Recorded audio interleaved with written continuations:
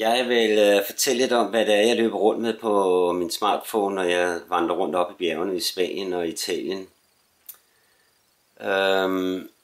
Jeg har haft nogle behov, som har dukket op efterhånden, som jeg har vandret, og når jeg så er kommet hjem, så har jeg tjekket de programmer, som jeg har haft behov for, og sat den op imod andre programmer. Og i sidste ende, så er det, jeg vandrer rundt med nu, som jeg synes personligt er det bedste, der findes på markedet. Det er offline-programmer, så man skal ikke på netværket i det respektive land, man er i.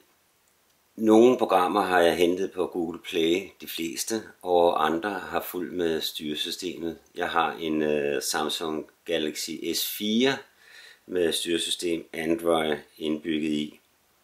Det er jo ikke nogen hemmelighed, det er Google og Samsung, der ligesom haver over vores smartphones, hvis vi har sådan en model, som jeg har. Men det skal dog siges, at der er et par indbyggede programmer, som er fine nok, og dem vil jeg også lige give en demonstration på. Men lad os bare kaste os ud i det, og se, hvad det er, jeg har at byde på. Jeg vil demonstrere som det første en open source map, der hedder Maps.me, som er gratis og ligger på Google Play. Der har været en pro-udgave, jeg har selv betalt for den i sin tid, men den er nu gjort gratis i sin fulde version. Og der samtidig har de lagt en kørevejledning ind, så man kan bruge den også lidt i bil. Jeg bruger ikke de funktioner. Vi kan godt lide open source. Det er jo en rigtig god politik. Nu er det sidste sted, jeg har været åbenbart her i Italien, på kortet i hvert fald. Og som I kan se, så har jeg sat en masse pins, knappenåle her. Nogle er sat hjemmefra, fordi der er en destination, jeg vil nå, og andre er sat på farten. Der kan være mange grunde til at sætte nogle pins. En af dem kan være, at mens man går, så for mit vedkommende, hvis jeg er ude at gå rigtig langt og går på en vandrerute, der kan være flere 100 km lang, så laver jeg sådan nogle checkpoints med de her pins, og det betyder, når jeg bliver i tvivl, om jeg holder ruten nu, så sætter jeg pins, og det betyder, og så kalder jeg det checkpoint 1, 2, 3 og 4 osv. Og så kan det mindst altid finde tilbage til ruten på den sidste checkpoint, jeg har sat. Tit og ofte, hvis man er ude og gå et langt rute, bliver man desværre nødt til en gang med at gå igennem en by og så finde ruten igen. Der er som regel noget skilning inde i byen, men der er længere imellem og lidt svært at finde ud af. Så inden jeg går ind i en by, der sætter jeg i hvert fald med garanti en checkpoint. En anden ting er, at hvis man er et område i længere tid, så kan der være nogle forskellige faciliteter, man kan. Der kan fx være, nu prøver jeg at gå ind og vise jer, hvor jeg har mine ting liggende inde. Jeg har 72 af tingene, de forskellige pins, og I kan se her, der har jeg et toilet, og lad os lige se, hvor den er sat henne. Der ligger i hvert fald et toilet der, og hvor vi er henne i verden. Vi er i Hallandsåsen, og det vil sige, jeg har jo på et tidspunkt været her nogle gange, og jeg ved så, at hvis jeg kan slippe for det, så vil jeg hellere gøre det på toilet end ude i naturen, når vi snakker om det store. Så stod jeg på sådan et toilet, og jeg er i samme område, så får den her altså også lige en knappenål, pins. Og jeg har det også med, der hvor jeg har sovet, der sætter jeg også en. Så der er mange forskellige muligheder for at sætte pins rundt omkring. En anden lille detalje, jeg godt lige vil fortælle om det kort her, der har været til stor fordel for mig. Nu prøver jeg lige at snige mig tilbage i Italien her, uden at skulle scrolle så meget rundt, så jeg ser ikke, om lige jeg kan finde noget, der. Jamen der er også i Austin har jeg også brugt det. Jeg har prøvet at tage til Assisi, hvor jeg har også sat nogle pins. Her der har jeg for eksempel sat, som jeg kan huske, lad os se her engang, der har jeg sovet på et hotel her en af de der, altså jeg bruger så oftest det der med, efter en 4 dage eller sådan noget lignende ude i naturen, så prøver jeg at finde et hotel, hvor jeg ikke får mig at bade og komme mig lidt igen. Jeg har også overnattet ude i campingpladsen i Assisi. Jeg ved ikke, hvorfor der er så stor forskel på den pinde, jeg har sat, og selve campingpladsens ikon her. Men som jeg kan se det, når jeg pejler ind, så er mit sat rigtigt. Og ikonet for campingpladsen sat forkert på kortet. Men det betyder lidt mindre, fordi det her, det er altså ikke en afstand, der gør noget andet, end man nok skal finde den campingplads. Jeg vil lige fortælle en rigtig smart detalje om den her, som jeg ved ikke, hvor mange der har tænkt over det, men det var en idé, jeg kom på, da jeg render altid rundt med et analog kompas, det sidder fast i min rygsæk. Og den her GPS, det hedder så sted her i Android-systemet. Det kan jeg altså ikke sætte til nu, fordi jeg er indendør, så jeg kan desværre ikke demonstrere, hvordan den her ser ud, når den er tilsluttet GPS'en. Men hvis I kan se nede i venstre hjørne, jeg trykker lige et par gange der er en pil. Den vil altid dreje mod nord, når du får forbindelse til satellitterne. Trykker du en gang til, så vil den dreje i den retning af, at du i virkeligheden går. Og det samme vil den pil gøre, som er dig på kortet. Det er også en lille pil, der viser, i hvilken retning du går. Også først mod nord. Trykker du på den her, så vil den vise, hvilken retning du går. Og den er kanon følsom. Rigtig følsom. Mere følsom end noget program, jeg nogensinde har prøvet før. Det praler de også lidt af på hjemmesiden med rette.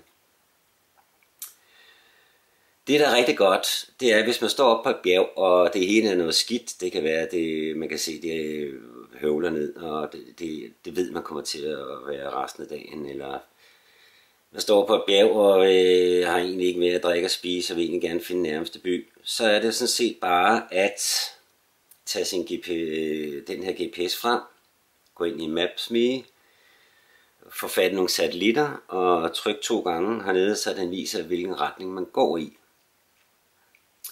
Den er så følsom, at når man står med den i hånden og drejer, så drejer pilen også. Man tror, det er løgn første gang, og dobbelttjekker og siger, at det er løgn, men det er det ikke. Så, og for at være helt sikker, kan man lige tage et par skridt fremad, så skal den nok være helt sikker i sin sag. Så scroller man lidt ud og ser, der ligger en by herovre for eksempel. Så drejer man sin krop og sin GPS i den retning, så pilen direkte peger mod byen. Så kan man sige, at det er fint nok, så går jeg efter det og render rundt med den her hånden ind til jeg kommer ned til byen. Men det er der ingen grund til, fordi at det man gør, det er, at man tager sin analoge, kalder jeg det så, kompas frem. Og så sætter man den op ved siden af mobiltelefonen. Og så får man kompasset til at vise, analogkompasset til at synkronisere fuldstændig med den pil, der er på GPS'en. Og så får du selvfølgelig en oplysning om på dit analogkompas, hvor du er henne i verden. Det kan være, at for mit vedkommende, den er altså delt op. Jeg kan ikke huske i grader, om det er 5 eller 10 hakker. Altså et hakker 5 eller 10 grader, det kan jeg altså ikke huske. Jeg mener, det er 10. Men i stedet for at stå og tænke over, hvor mange grader det er, så kan jeg måske nogle gange bare sige, jamen for mig, den viser nu, at den er 3 hakker fra vest af mod nord. Jeg håber, I kan følge med, men for at forenkle det, så er den 3 hakker efter vest, viser mit kompas her. Og så er den fuldstændig synkroniseret med den, jeg står med i hånden. Det digitale kompas, eller kortet her. Så kan jeg i bund og grund godt pakke min mobil sammen, og så kan jeg begynde at gå efter kompasset, fordi nu har jeg en retning mod byen på kompasset. Det har jeg gjort rigtig mange gange, og det virker. Men der er ingen grund til at gå rundt med mobilen i hånden og bruge dens GPS, når man bare kan sammenføre med sin analoge almindelige kompas. Det bruger jeg rigtig meget, og det er nok en af de allerstørste forcer for mig ved at have det kort her med mig. det er, at jeg altid kan finde rundt, uanset om hvor delen er henne, fordi selvom du ikke har man kan sige, adgang til netværket, så har du altid adgang til GPS. Det er næsten, jeg tror nok, jo højere op, jo bedre er det jo. Og når jeg er på GPS, så vil den også vise, hvor langt er der hen i fugleflugt selvfølgelig. Jeg skal lige tænke, fordi jeg har jo ikke ligefrem lavet noget manus på det her, så jeg håber, at jeg har været det meste igennem. Det med location, det er vist nok noget, man kan gøre, når man står på stedet. Men så skal man igen være på netværket, så den er jo ikke så god. Jo, man kan søge her, og den vil altid søge, når du har GPS'en på, så ved den, hvor du er henne. Så hvis jeg vil have noget mad, så vil den her vise, hvis nu prøver jeg lige at trykke her på den blå her, og se om jeg kan slippe, nu går det ind. Hvis nu jeg vil på en bar her, på en café, så vil den vise, hvor langt er der hen, når jeg er på GPS'en, og så trykker jeg bare, og så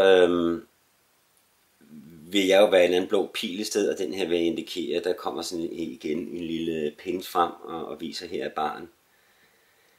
Det kan jeg så lige gemme og skrive det barn, så jeg har den, hvis det er på lang afstand, jeg gider søge den igen, eller jeg kan bare lave en pejling på den med begge mine kompasser. Så som almindelig turist, eller også som backpacker, hvis man lige pludselig gerne vil i civilisationen, så er der altså mulighed for at gøre det af den vej her. Jeg vil formode, at jeg har været det hele igennem. Den kan så mange ting, jeg kan nørde den her i en time mere, skulle det være, at komme med historier, hvordan jeg har haft glæde af det. Men jeg tror, jeg vil stoppe den her, og så gå over og vise et alternativ, eller en medspiller, i hvert fald til det program her. Når man har Maps.me med ude, så kunne et udmærket alternativ, eller som jeg sagde tidligere, en medspiller, være den indbyggede map, som jeg bruger jo kanon meget her i Danmark. Det er mit sindssygt yndlingsprogram. De har haft en periode, hvor det ikke kørte for dem, og jeg har også skrevet lidt ind til dem en gang imellem, fordi at der har været en overgang på et tidspunkt for nogle år tilbage, hvor det kokser lidt for Google. Men det er jo sådan med gratisprogrammer og Google, at de kan jo lave om på det, som det passer, men nogle gange så er de mindre heldige end andre gange. Men jeg synes, de er landet med begge ben på jorden her, med det program her. Og det er klart nok, man skal lige bruge et kvarter på at sætte sig ind i det, og så virker det. Jeg har aldrig kørt forkert. Den har altid vist de rigtige ruter, og den er rimelig godt opdateret. Det jeg vil fortælle med det program her er, at hvis vi skal ned og rejse i Italien, eksempelvis, og jeg har også et italiensk kort med Map.me, som er fint nok, men det er jo klart nok, at render man rundt op bjergene, og så vil jo tingene se, og det gør det også i Maps.me, se sådan her ud. Og herinde, der vil du have en skov.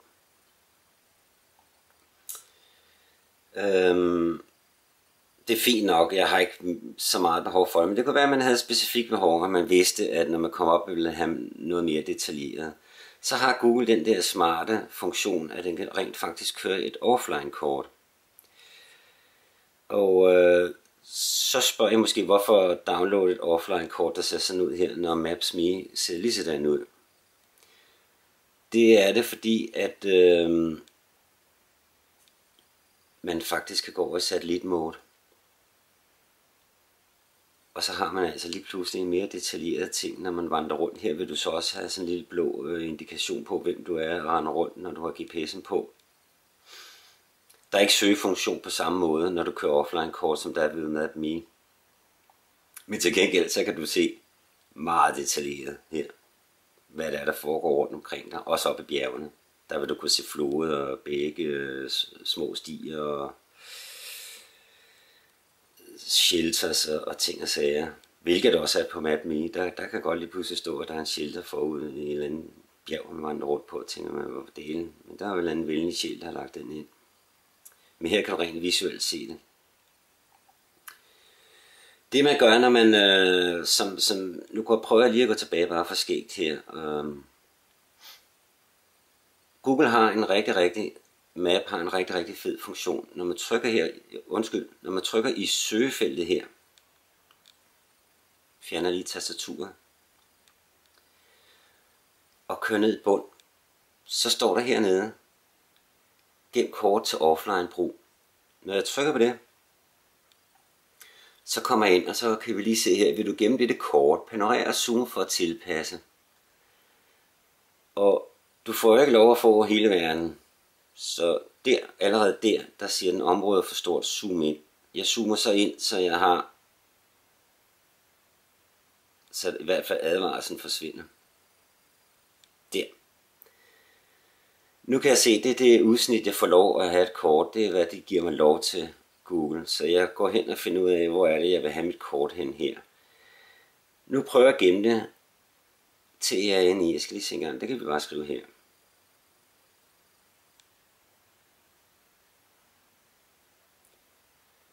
Gem. Så står den og gemmer foroven. Nu er jeg på wifi, jeg kan gå ud af den, jeg kører med Chromecast for at vise det her på skærmen.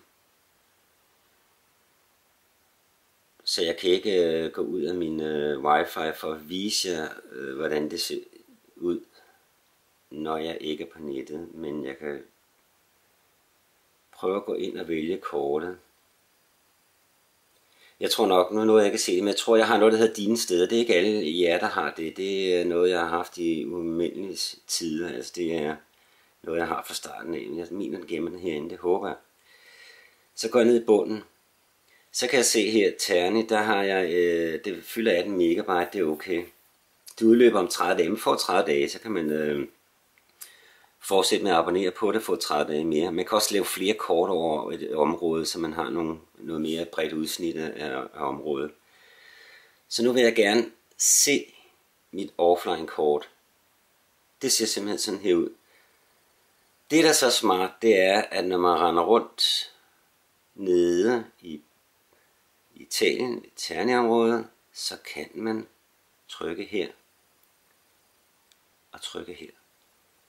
Så får man også satellitudgaven af det kort. Og det kan Maps.me ikke. Og jeg mener, at hvis vi er lidt heldige, så kan man se, at den bliver lidt lysere og mørkere, men det er ikke sikkert, at vi kan se det på den her. Hvor jeg har gemt mit kort. Det får vi nok ikke lov til, det med simpelthen stå og opdatere på grund af wifi'en. Men kommer man ud fra det område, man er gemt, så bliver det sløret. Og det er udmærket samarbejde, det kan man sagtens bruge, det er rigtig fint. Den er lidt tungere i det, og slet ikke så følsom som Maps.me i GPS'en, men den er bare almindelig, og den virker.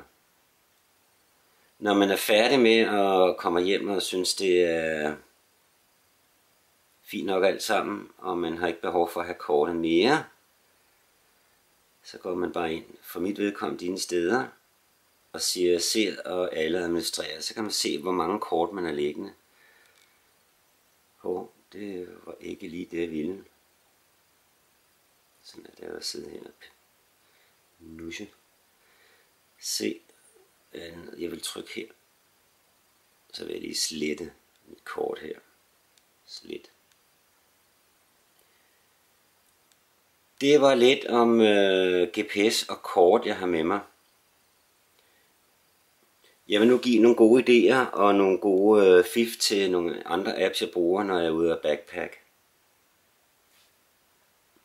Et af de programmer, som jeg selvfølgelig bruger meget, det er det, der hedder Currency. Og det har jeg vist nok købt for at undgå nogle reklamer.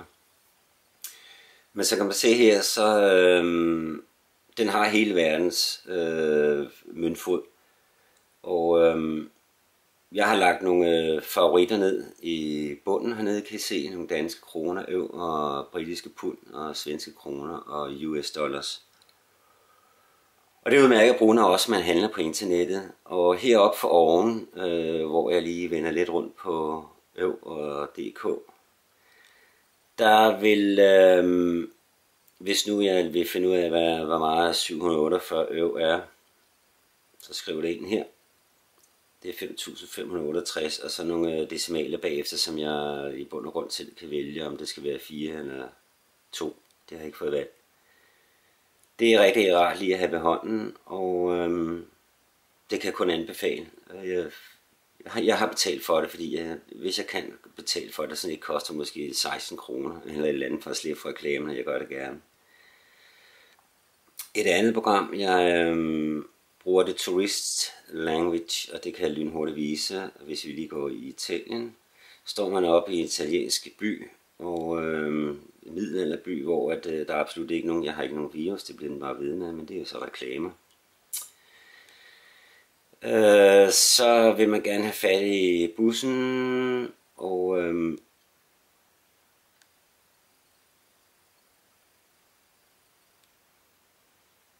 så er der, hvor meget koster en billet for eksempel, ikke?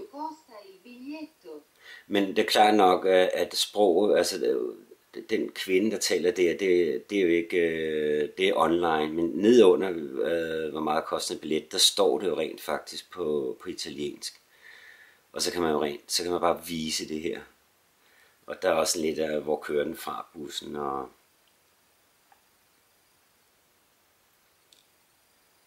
den her plejer så at være på dansk. Det er den så åbenbart ikke nu. Men der er i alle forskellige sprog. Og det er bare at vælge selvfølgelig det land, man er i. Det er sådan en snæver vending udmærket at bruge. Også hvor busstopstedet hen kunne også være en udmærket lille. Dove si trova la stazione degli autobus? Husk nu at stemme online, men man kan bruge teksten nedunder. Og der er sådan forskellige kategorier, som man lynhurtigt kan bruge. Mindes ikke, jeg har brugt det. Måske har jeg. Det kan jeg ikke rigtig huske. Så har jeg Country Handbook. Det er også, altså, fred være med det næsten, men jeg vil lige vise det. Og der går vi ind i Europa. Det viser bare sådan lidt, hvis vi tager Danmark. Det viser danske flag, og hvad vores hovedstad hedder, og hvad for en møntfod vi kører med, og det sædvanlige, sådan overordnet. Calling code kan måske være en udmærket ting, og internetdomæne, det er DK. Så har jeg aldrig brugt det, men det er nok fordi de lande, jeg har besøgt, har jeg kendt udmærket i forvejen.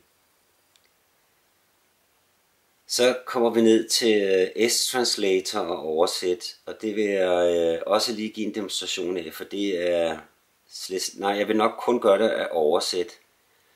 Og det er et udmærket program, som følger med styresystemet med en af de forhatte programmer, de simpelthen bare smider ind, man bliver tvunget til at have mere eller mindre. Men det er slet ikke så dårligt igen, så det vil jeg lige give en lille demo på. Oversæt er en Google-applikation, som der kan man downloade, det kan køre, altså normalt kører det ikke offline, men man kan faktisk downloade nogle forskellige sprog, og jeg har vist nok taget spansk og dansk og engelsk. Og det vil sige, at man ude hvis man står op et eller andet sted og har et mere specifikt spørgsmål, så kan man skrive det ind her, og så få det, jeg tror det var på spansk, ikke? Nu kan jeg for eksempel prøve at skrive, hvornår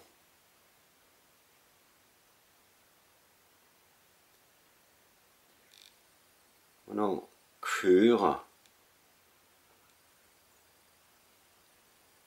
bussen. Og så står det hernede på spansk. Der kan jeg altså desværre ikke være behjælpelig. En klassisk fejl vil være at skrive, hvor kan jeg få bussen? Som jeg har skrevet her for eksempel. Det vil den så oversætte med, hvor kan jeg få min bus henne, altså få den foræret henne, måske. Så her skal man være meget specifik, og vi er nok ude i et eller andet. Jeg vil nok ikke lave en ejendomshandel på den her, men man kan være meget mere specifik i sine spørgsmål, og så bare vise den her. Den har faktisk også offline. Cuando el autobús. Hvis man downloader sprogene, så vil det også køre offline, det her. Det er rigtig, rigtig godt. Også, man skal bare være opmærksom på, at når man skriver noget, så skal man skrive det meget specifikt, for ellers så vil det hurtigt blive misforstået. Og et meget godt eksempel er på den der, hvornår kører bussen, eller hvor kan jeg få bussen. Så vil jeg nok, hvor kan jeg få bussen, skrive, hvor er busstopstedet. Det vil nok være det mest rigtige. Men det er Translator, som oversæt, som ligger her, som er et udmærket program, og jeg vil ikke rigtig fortælle, hvordan og hvorledes man gør tingene og får sprogene ned. Der må I selv lige smutte ind og prøve at kigge en gang. Jeg glemte at sige Maps.me, der kan man eksportere sine nåle og smide over i Earth, og så få, når man kommer hjem, få et rigtig godt overblik over, og detaljeret overblik over, hvor de nåle har været sat. Og så kan man også få sådan en lille flyvetur og så videre. Så Maps.me, de nåle man har sat, de er ikke helt væk. Den kan man eksportere. Jeg har prøvet det, og det virker. En anden ting, jeg vil vise, det er Google Keep. Det er et noteprogram, som er synkroniseret med alt, hvad du har af devices. Computer, notebooks, og bærbare mobiler, tablet osv. Så skriver man noget i den her, så vil det gå op i skyen, og så vil det synkronisere med dine andre ting, som du har installeret Note på. Og det vil sige lige meget, hvor du får en idé hen, så vil du altid kunne skrive den ind. Jeg har hjemmefra altid en tjekliste, når jeg skal på enten bilferie, eller på almindelig turistferie, eller når jeg skal ud og vandre. Den checkliste, jeg har, når jeg skal ud og vandre, den er på 2 af 4 sider. Så jeg kan i bund og grund dagen før jeg skal afsted pakke og være sikker på at få det hele med. Når jeg så er ude i naturen og opdager, at der er et eller andet, som jeg synes er en god idé at få med i mine noter, så skriver jeg dem simpelthen ind på stedet, hvor jeg er. Og en af de ting, som jeg fandt ud af for et par gange siden, var, at i stedet for at gå med regnfrakker og alt muligt, så er det 90% af gangene, så er det altså nemmere at tage en paraply frem. Så jeg har simpelthen, det skrev jeg ned, og da jeg kom hjem, så skrev jeg det ind i mine noter på vandretur, og så gik jeg ud og købte mig en paraply, som passede til formålet. Den her, det er en widget, som er lagt ind, og det vil sige, at man kan hurtigt lige bladre igennem. Det gode ved den her er, at man på nettet, hvis man får nogle gode artikler, kan smide dem ind i Google Notes, og så har man den simpelthen med sig på sin tur, og kan læse lidt om det. Og det er også udmærket arbejdsredskab til hverdagen. Andre ting, man ligesom kan bruge den til, end bare det. Men jeg har rigtig mange ting liggende herinde, og mange gode artikler omkring for eksempel omregnen af Malaga, og sidste var i Frigiliana, der har jeg også en smidt noget ind fra internettet af, der lige fortæller mig lidt om, hvad der foregår dernede. Google Keep, rigtig god idé. Hjælpelys, det er også en widget, der er lagt ned, som lige kan give noget hurtigt lys. Bruger jeg ikke specielt meget, men den koster ikke noget, så det sker jo ikke noget ved at have den der. Jeg har en dansk ordbog, jeg har købt fra Politiken af. Jeg har en dansk ordbog, jeg også har købt fra Politiken af. For sådan at vise de mere basale ting, der ligger indbygget i systemet, så er der jo verdensur her, og der er selvfølgelig en alarm, der er udmærket at bruge også, når man er på farten. Jeg bruger personligt også diktafon, det er der nok ikke så mange andre, der gør. Kameraet bruger jeg også, fordi at det efterhånden blev så godt, at det er næsten fint erstatter et almindeligt kamera. Og et lille fif er, at man kan gå på den her model her. Der skal jeg gå ind og vælge HDR. Men HDR er et filter, som du kan bruge, som laver 3 billeder som regel, hvor den overeksponerer, undereksponerer og så eksponerer almindeligvis og lægger de 3 billeder sammen, så får du faktisk et flot udsnit både af skygge og det lyse del af billedet. På den her skal man vælge det hver gang man fotograferer. På den nye 5'er, der kan man tilvælge det under indstillinger, så den altid gør det. Det er jeg lidt misundelig på, men det er der ikke noget at gøre ved. Så har man jo også altid musik med. Jeg har selv min egen lille MP3 med et batteri, der var 15 timer. Men det kan man jo også bruge. Så vil jeg godt give en lille demonstration på, hvordan man kan bruge sit fotografiapparat, udover bare at tage feriebilleder. Nu har jeg kaldt den her manualer, men hvis man lige støder på en turistbog, jamen, så er det bare lige at tage et billede af en artikel, og så har man det med. Det er ikke taget specielt godt det her, kan man se, men jeg kan da dog læse det. Men hvis der følger kort med den turistbog, så kan man også affotografere det.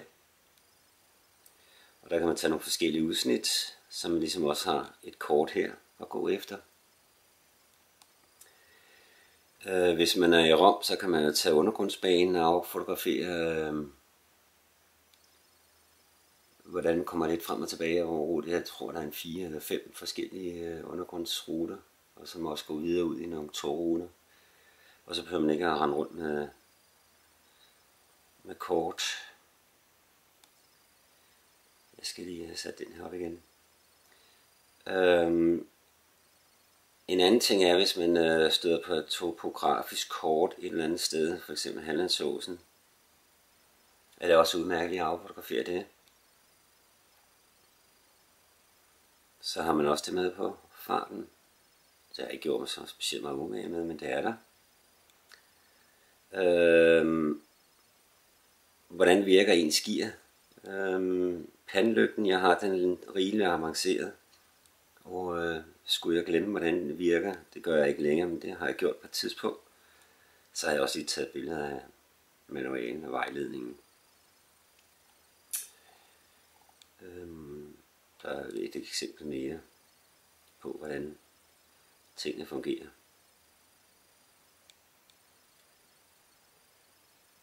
Så brug kameraet rigtig meget til at affotografere ting og sager. Det er en udmærket idé også. Skal I se, om der er lidt mere sjove ting her, der ikke? Når jeg går rundt og også skal vælge, hvor meget vægt jeg i virkeligheden vil have på min tur, så har jeg prioriteret en powerbank rigtig meget. Og det er den, I ser på venstre side med en elastik rundt om. Og den er på, jeg mener, den er på 12.600 mAh, 15.600 mAh, og det er sådan 5-6 ganges opladning. Og den er, altså, der er jo ingen tvivl om, at det er kanon, fordi at når man løber tør heroppe i bjerg, så er det bare at sætte den til, at der går en time, så har den lavet ens mobil op. Den vejer 300 gram, og det har jeg prioriteret i min rygsæk. Jeg pakker min telefon ind i en Otterbox kopper, så man kan se til højre. Øverst oppe, der er selve Otterboxen, og der lægger man simpelthen mobilen ind i. Den er beskyttet med glas og gummimembraner og ting og sager. Den er ikke helt vandtæt, men den kan holde vand længere ude, end hvis den ikke var inde i den her.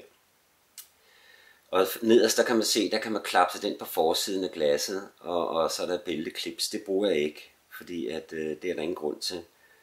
Så jeg bruger altid Otterboxen. Jeg har ingen aktier i det, men den er sindssygt god. Og det vil sige, at man har faktisk stoppeglas på, og det virker. Man kan sagtens bruge sin mobil. Til sidst så skal jeg bare lige dobbelttjekke, om jeg har ligesom fået det hele med. Jeg har noget vejrudsigt også, men det kører så også online. Men jeg tager også vejret, som det kommer. Jeg tror, at jeg har, uden ellers at bruge noget manus, tror jeg har været det hele igennem, sådan lige hvad angår, hvad jeg har på min mobiltelefon. Jeg tager lige en sidste tur rundt og kigger.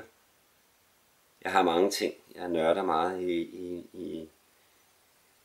i smartphone. Men det er sådan set, hvad jeg bruger på min rejse. Og hjemme også. Jeg håber, at jeg har givet et par gode idéer, I kan bruge til et eller andet. Og jeg håber, at det giver noget inspiration til, at I viser, hvad I har på jeres smartphone, når I er ude at rejse. Og inden længe, så vil jeg pakke min rygsæk, og så vil jeg lave en film om, hvad jeg egentlig medbringer, når jeg er afsted. Så vil jeg pakke den ud for jer, men det må blive senere. Så jeg siger bare pænt tak for den her gang, og tak fordi I kiggede med. Hej.